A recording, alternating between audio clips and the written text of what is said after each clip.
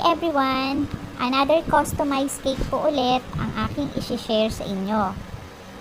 Itong cake na to po ay 9 by 5 inches.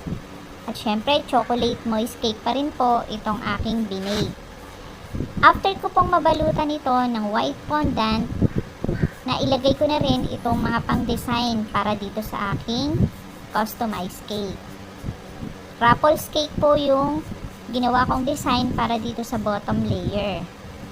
So dito po nagbabrush lang ako para tanggalan po siya ng mga excess powdered sugar.